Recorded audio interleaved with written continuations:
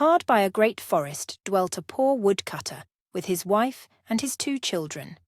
The boy was called Hansel and the girl Gretel. He had little to bite and to break, and once, when great scarcity fell on the land, he could no longer procure daily bread. Now when he thought over this by night in his bed and tossed about in his anxiety, he groaned and said to his wife, "What is to become of us? How are we to feed our poor children when we no longer have anything even for ourselves?" "I'll tell you what, husband," answered the woman. "Early tomorrow morning we will take the children out into the forest to where it is the thickest. There we will light a fire for them and give each of them 1 piece of bread more, and then we will go to our work and leave them alone. They will not find the way home again, and we shall be rid of them." "No, wife," said the man, "I will not do that. How can I bear to leave my children alone in the forest? The wild animals would soon come and tear them to pieces." "Oh, thou fool," said she, "then we must all 4 die of hunger. Thou mayest as well plane the planks for our coffins," and she left him no peace until he consented. "But I feel very sorry for the poor children all the same," said the man. The 2 children had also not been able to sleep for hunger, and had heard what their stepmother had said to their father. Gretel wept bitter tears and said to Hansel, "Now all is over with us." "Be quiet, Gretel," said Hansel. "Do not distress thyself. I will soon find a way to help us." And when the old folks had fallen asleep, he got up, put on his little coat, opened the door below, and crept outside. The moon shone brightly, and the white pebbles which lay in front of the house glittered like real silver pennies. Hansel stooped and put as many of them in the little pocket of his coat as he could possibly get in. Then he went back and said to Gretel, "Be comforted, dear little sister, and sleep in peace. God will not forsake us." And he lay down again in his bed.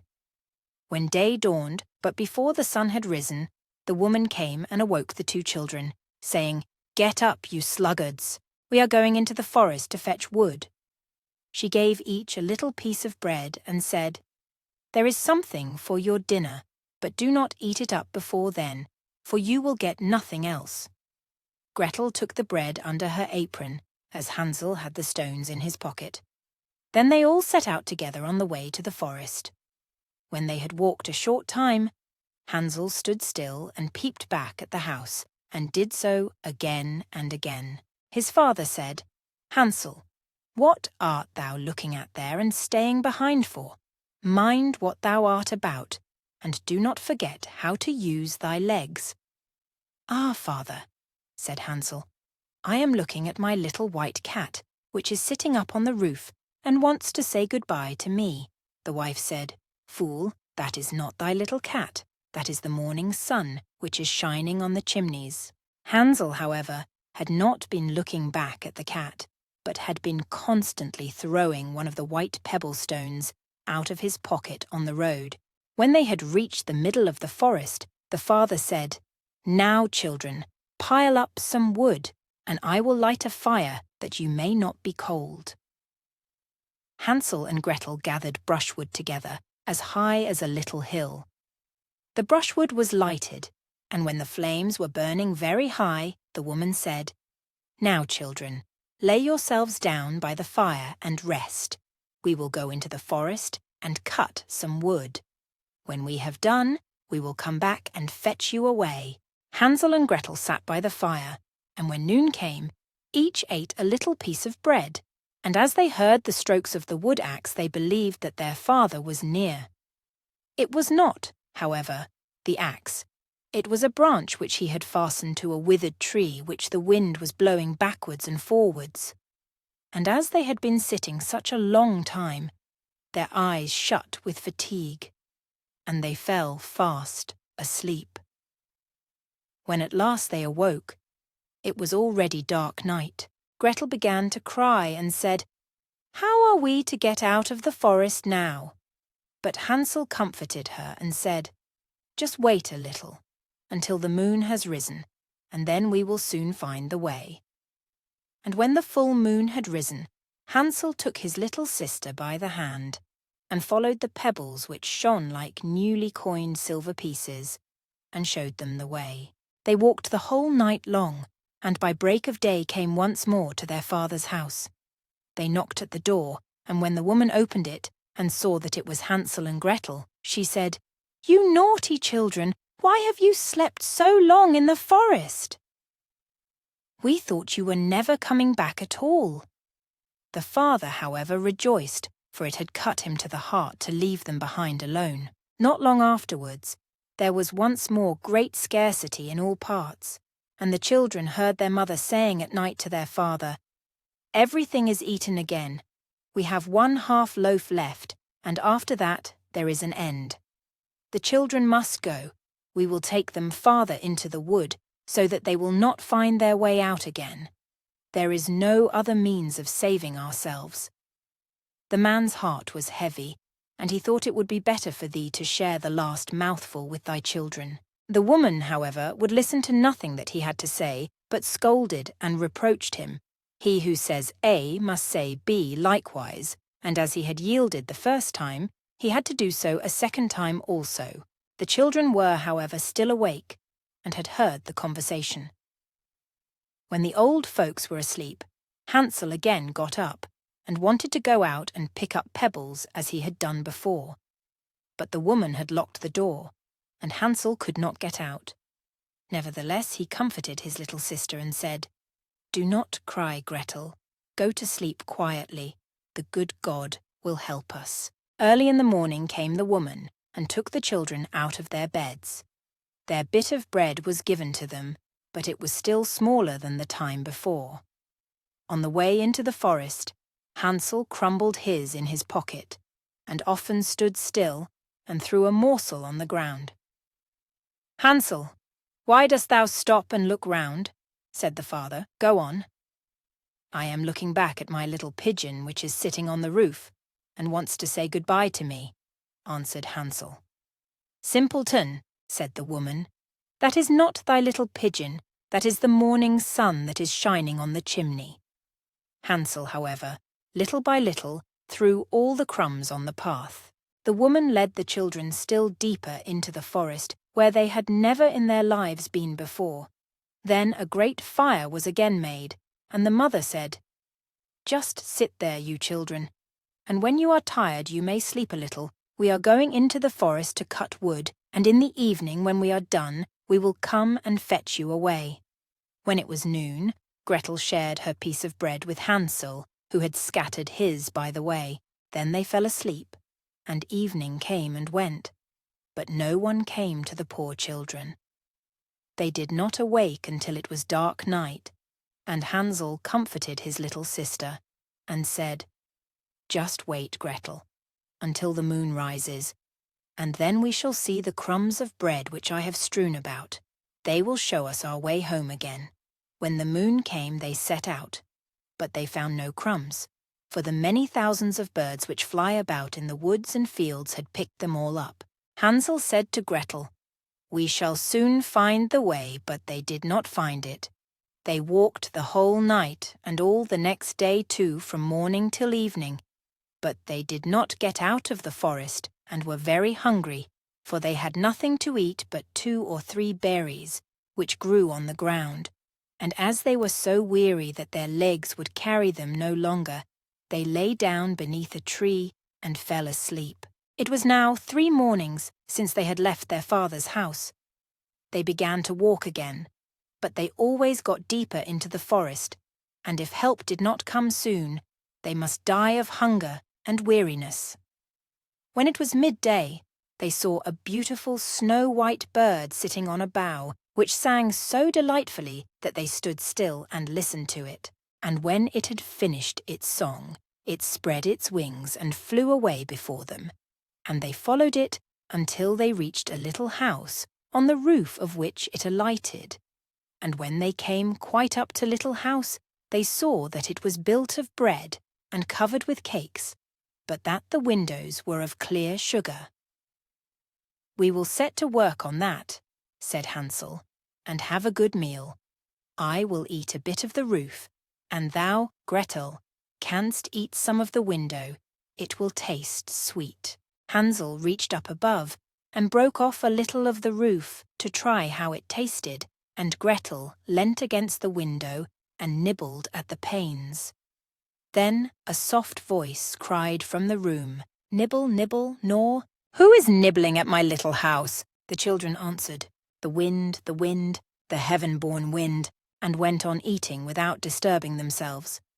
Hansel, who thought the roof tasted very nice, tore down a great piece of it, and Gretel pushed out the whole of one round window pane, sat down, and enjoyed herself with it.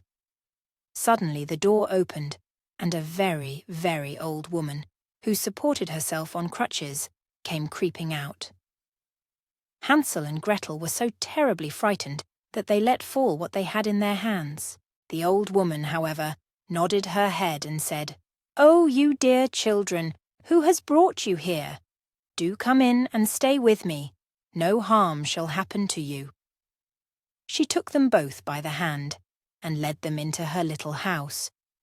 Then good food was set before them, milk and pancakes, with sugar, apples, and nuts.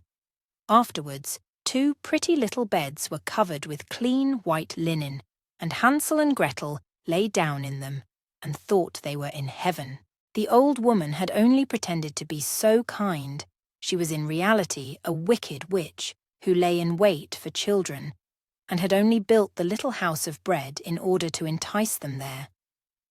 When a child fell into her power, she killed it, cooked, and ate it. And that was a feast day with her. Witches have red eyes and cannot see far, but they have a keen scent like the beasts, and are aware when human beings draw near. When Hansel and Gretel came into her neighbourhood, she laughed maliciously and said mockingly, "I have them. They shall not escape me again."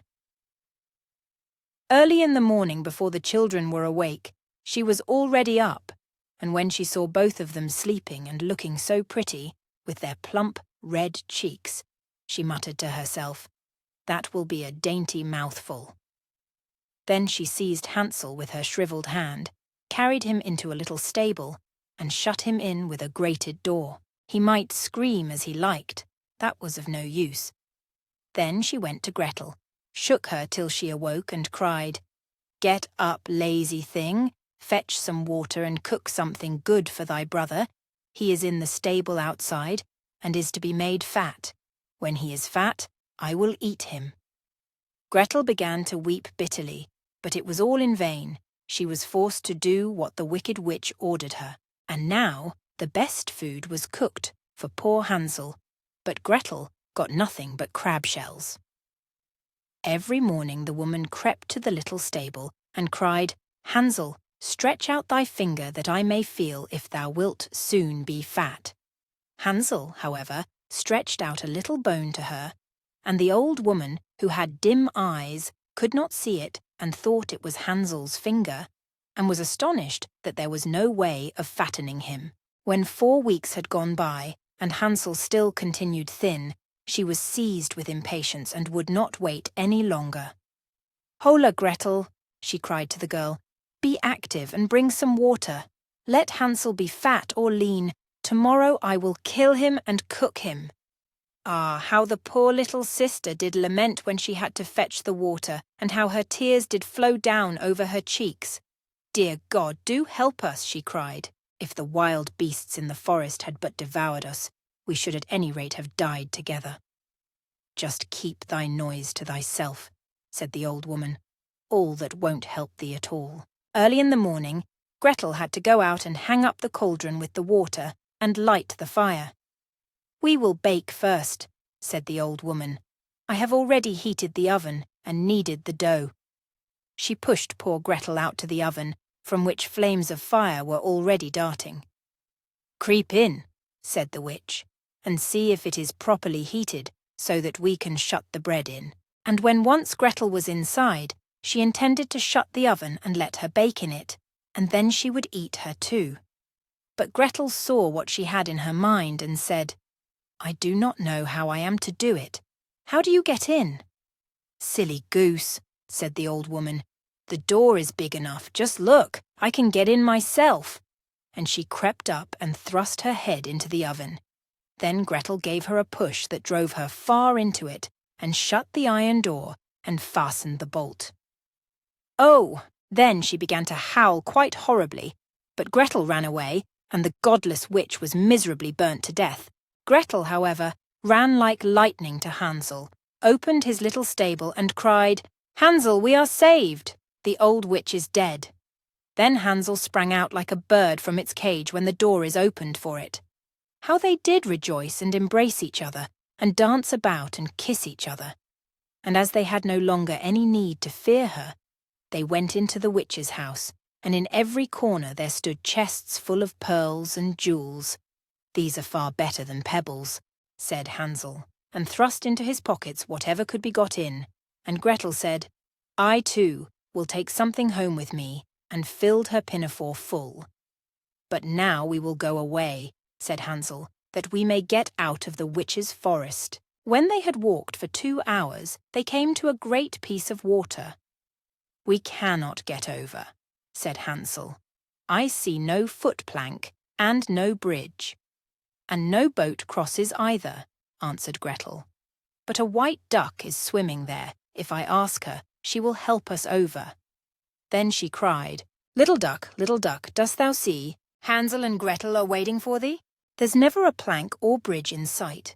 Take us across on thy back so white." The duck came to them, and Hansel seated himself on its back and told his sister to sit by him. "No," replied Gretel. "That will be too heavy for the little duck. She shall take us across, one after the other." The good little duck did so, and when they were once safely across and had walked for a short time, the forest seemed to be more and more familiar to them, and at length they saw from afar their father's house. Then they began to run, rushed into the parlour, and threw themselves into their father's arms. The man had not known one happy hour since he had left the children in the forest. The woman, however, was dead. Gretel emptied her pinafore until pearls and precious stones ran about the room, and Hansel threw one handful after another out of his pocket to add to them. Then all anxiety was at an end, and they lived together in perfect happiness. My tale is done. There runs a mouse. Whosoever catches it may make himself a big fur cap out of it. Please like and subscribe for more fairy tales and similar content.